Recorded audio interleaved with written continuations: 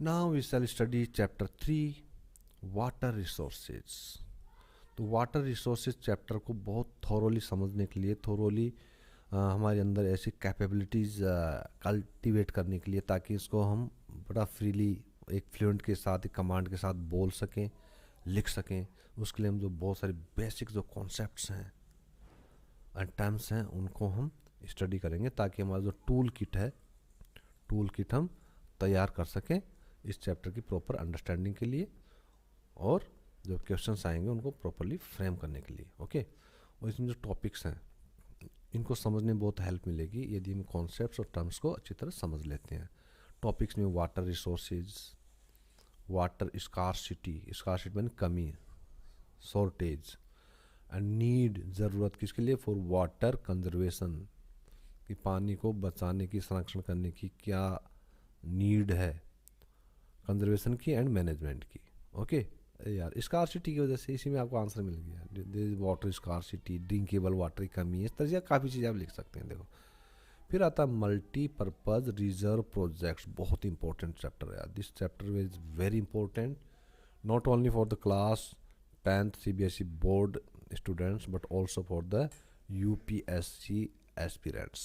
Okay, multi-purpose river projects and integrated water resources management.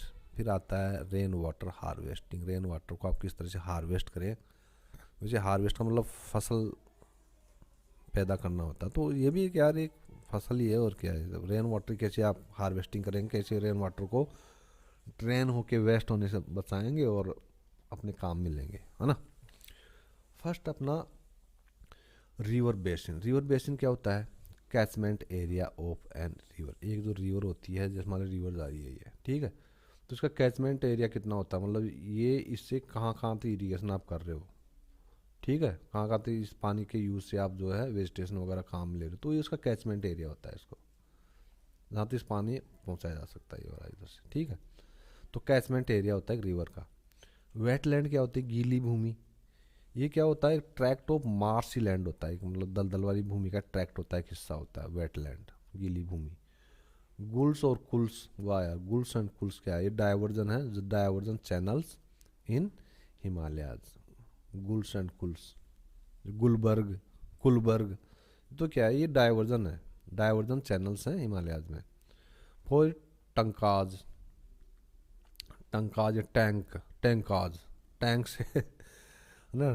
तो tank के होते हैं, क्या कहते हैं, टंकाज के होते हैं, अंडरग्राउंड टैंक्स होते हैं जो पानी को, इससे वाटर को स्टोर किया जाता है। ओके, फिर आता है पालर पानी। वाह, पालरा पानी बोलते थे हम, और पालरो पानी यार का तो मीठा मीठा मीठा मीठा लगता है। Purest form of rain water, parlour पानी, ये खेती के लिए गजब होता है। पीते हो ना इसको, मतलब हम पीते थे इसको, जो बारिश में आती थी बाहर खड़ी हो जाती थी, तो ये बर्तन में थाली वाली ले लेते थे, भगुना वगैरह ऊपर ही सिर के ऊपर रख के खड़े हो जाते थे ऐसे, उसमें पानी आता उसको पीते थे ना, मीठा लगता था, मीठा गट लगता था, बढ़िया मज़ा आ जाता था उसके। ये आ गया 6 नंबर, रेन वाटर हार्वेस्टिंग। ये तो सब जानते हैं, टेक्निक है स्टोर करने के लिए रेन वाटर को, किसमें, पिट्स में, खड्डे बना के, या ऑन रूफ ऑफ हाउसेज, घर की छतों पर, ठीक है, टेक्निक है स्टोर करने की पानी को, रेन वाटर को। फिर वाटर शेड, वाटर शेड क्या है, एक बाउंड्री है किसके बीच में, दो जो रिवर सिस्टम्स हैं उनके बीच की एक बाउंड्री होती है वाटर शेड। ये रिवर, एक रिवर से जा रही है, एक रिवर इधर जा रही है, ठीक है, तो इनके बीच की जो बाउंड्री है ये, इसको वाटर शेड बोलेंगे, वाटर शेड है। फिर आ गया आपका ग्राउंड वाटर। ग्राउंड वाटर क्या है यार, वाटर जो pores and crevices of soil में होल्ड पे है। Okay, water held in pores and crevices of soil in its underlying bed rock. Bed rock मानी होता है बिस्तर, रॉक मानी चट्टान, चट्टान का बिस्तर, ये चट्टान है, ठीक है, इसका बिस्तर ये मान लो आप ये। तो यहाँ पे पानी स्टोर रहता है भाई, यहाँ पे, यहाँ नीचे, यहाँ पानी स्टोर नीचे यहाँ पे, तो ये ग्राउंड वाटर है। 9th, स्कार्सिटी ऑफ वाटर, पानी की कमी। तो ये क्या है, कंडीशन है जो किसकी वजह से फॉर्म होती है, bye non availability of fresh drinking water. जो फ्रेश ड्रिंकिंग वाटर जब नॉन अवेलेबल होता है तो पानी की स्कार्सिटी वाली कंडीशन फॉर्म हो जाती है। हमारे गांव में पहले कुएं वगैरह थे, कुएं से पानी ले आते थे, कुओं में पानी नहीं है ना। अब वो पानी कमी है, लोग खेती बाड़ी में नहीं कर पा रहे हैं, तो स्कार्सिटी कंडीशन आ गई ना। For biotic and human resources due to, किसकी वजह से, पॉल्यूशन की वजह से, ओवर यूज की वजह से, बहुत ज़्यादा यूज कर लिया, या केयरलेस आपने मैनेजमेंट किया है किसका, वाटर बॉडीज का,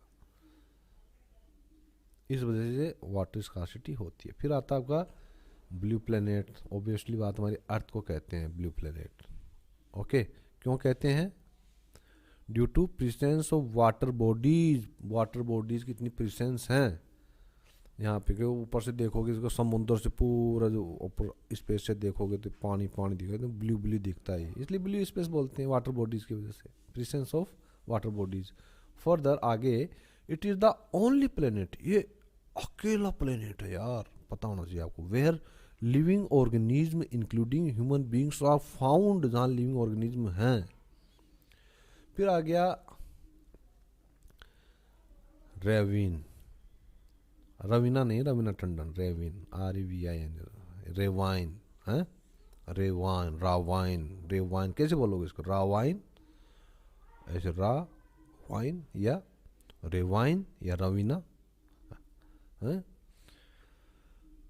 रेवाइन, ये क्या, रेवाइन क्या है, स्मॉल डीप नैरो वैली है, छोटी है, गहरी और संकड़ी वैली है, विद डीप साइड्स, जिसकी साइड्स काफ़ी गहरी हैं, लार्जर देन ए गली, उस गुली से भी ज़्यादा लार्जर हैं, and smaller than A canyon, और एक कैनियन से स्मॉलर है।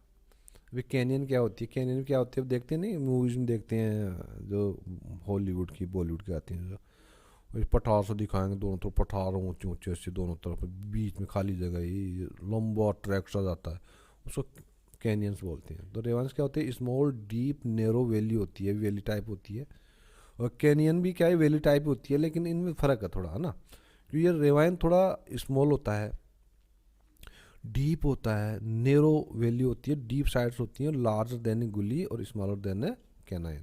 तो मान लीजिए कैनाइन का इतना बड़ा, यहाँ पठार बीच में ये जगह है, वैली टाइप जगह है, इसमें ये थोड़ा कम होता है, इसमें थोड़ा कम होगा इसमें, यहाँ रेवाइन में।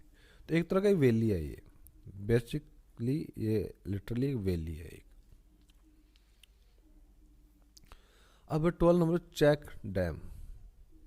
चेक डैम क्या है, it is a structure built across a river या एस्चुरी। एक रिवर है, ठीक है, रिवर है, इसके ऊपर एक स्ट्रक्चर बनाया जाता है रिवर के ऊपर, या एस्चुरी।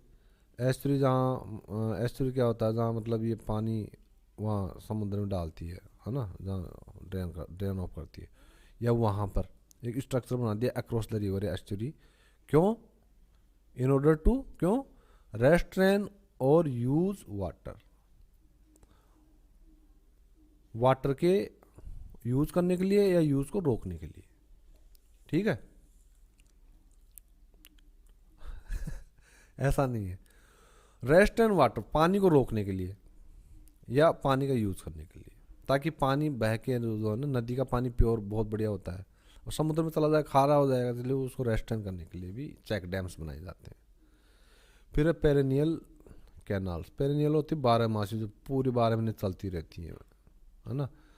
तो ये canals dug for diversion of water from perennial rivers like Ganga, Yamuna etcetera. तो पेरेनियल रिवर्स क्या होती हैं, जो 12 महीने चलती रहती हैं। कई नदियाँ होती हैं जो तभी चलती हैं जब बारिश होती है, पानी आएगा तब पानी भरेगा तब वो नदी चलना शुरू होगी, लेकिन ये पूरे 12 महीने चलती रहती हैं, गंगा यमुना ब्रह्मपुत्र ये सब, क्योंकि इनका पानी जो ना पहाड़ों से हिमालय से आता रहता है, तो चलती रहती है नदी।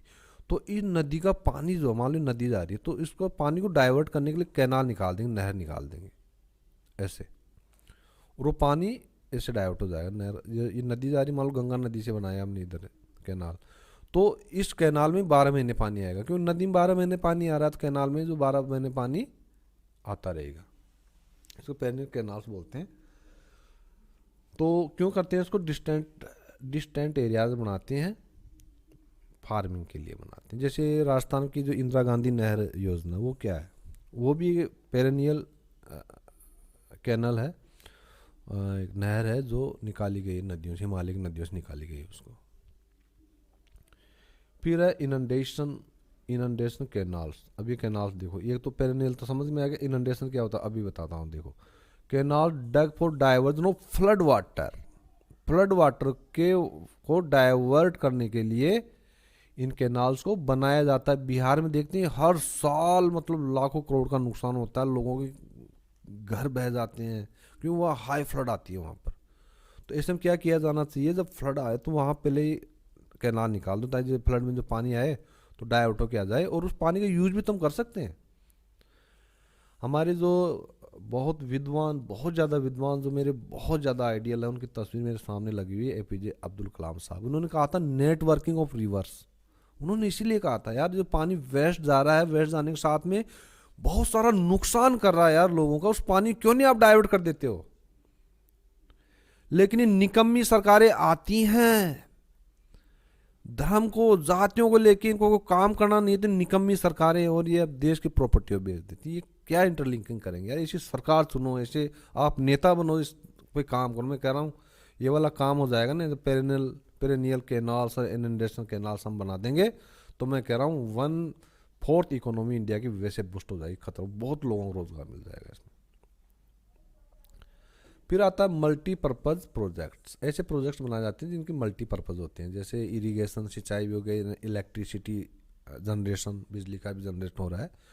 तो ये ऐसे प्रोजेक्ट इंश्योर करते हैं यूज ऑफ वाटर को, किसके लिए? इरिगेशन के लिए, सिंचाई के लिए, कंट्रोल फ्लड्स, फ्लड्स को कंट्रोल करने के लिए, सुटेबल फिशरीज, मछली पालन के लिए, and generation of hydro electricity, पानी से बिजली बनाने के लिए, और टूरिज्म के लिए भी। देखो कितने काम है यार, मैं कह रहा हूँ ये काम, इस तरह के प्रोजेक्ट्स बहुत सारे बनने चाहिए, है ना। फिर आता है 16 लेवल पे हाइड्रो इलेक्ट्रिसिटी। वो ये पावर माने electricity generated with the help of running water, बस। फिर आता है सरफेस वाटर, जो सतह पे पानी रहता है, झील वगैरह। Water found accumulated on the surface of the earth, earth की सरफेस में जो पानी इकट्ठा मिलता है, झीलें हो गई, है ना। In depression floating through reverse. अब ये डिप्रेशन क्या है? ये डिप्रेशन वो नहीं, इंसान में डिप्रेशन आता है ना, जब वो, देखो डिप्रेशन मतलब होता है ये आपकी लैंड जा रही है, बीच में गोर्स आ गया, ऐसे डिप्रेशन आ गया इसमें, और फिर जाके ये भूमि ऐसे हो गई। और यहाँ पे देखो ये नदी भी चल रही है ऊपर, ये देखो आप, ठीक है, ये नदी भी चल रही है, तो पानी यहाँ ये डिप्रेशन बोलते हैं। इसके अलावा जो पानी इकट्ठा हो गया कहीं भी, मान लो ये लेक सी बन गई है, पानी इकट्ठा है यहाँ पे, ठीक है, नदी, नहर, तो वो सरफेस वाटर होता है। तो ये तो एक तो ये होगा डिप्रेशन में पानी भरा रहता है। दूसरा streams of frozen in the form of ice caps and snow fields.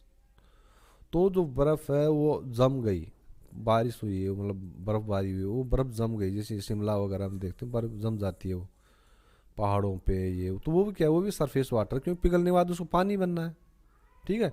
तो आइस कैप्स, स्नो फील्ड्स, ये भी सरफेस वाटर में आएंगे।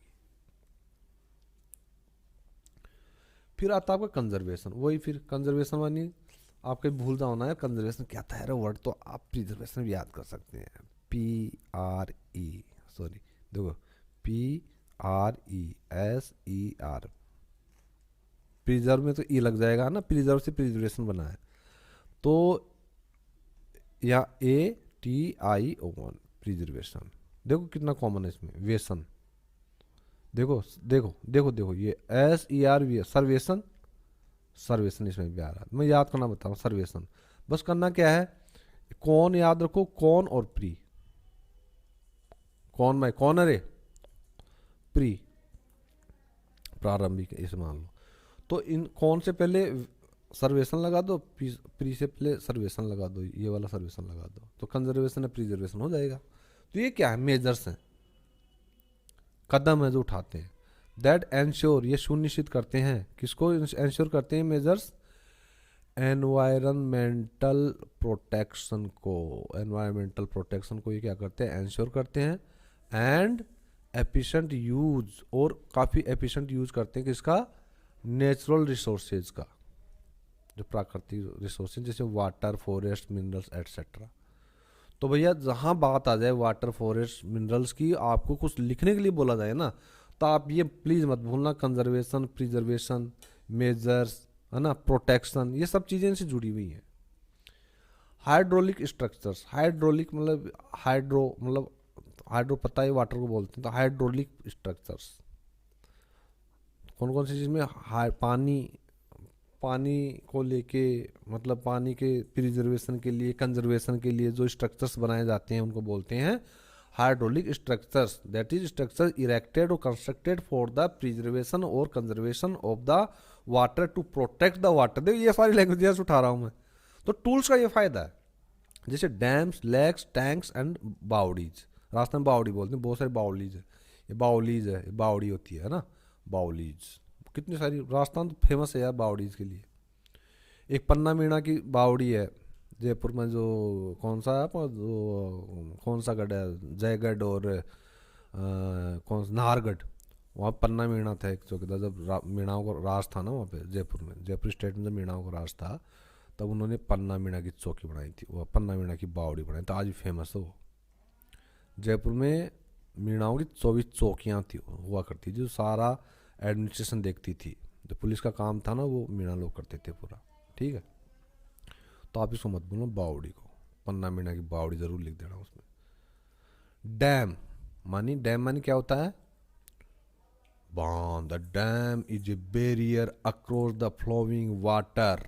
देखो अब चीज़ को समझो आप, पानी बहता गया निकल जाता है, तो आप यहाँ क्या है, एक बैरियर बना दोगे, दीवार बना दोगे ऊंची, इसका बेस चौड़ा करके उसे, तो पानी क्या है यहाँ रुक जाएगा। जैसे हमारे वहाँ जमरावगढ़ बांध है, तो 1982 में वहाँ पे एशियन नौकायान हुआ था वहाँ पे।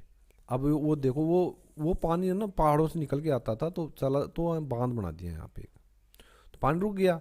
तो ऑब्स्ट्रक्ट मतलब रोक देता है पानी को, ऑब्स्ट्रक्ट डायरेक्ट्स और retards the flow of water.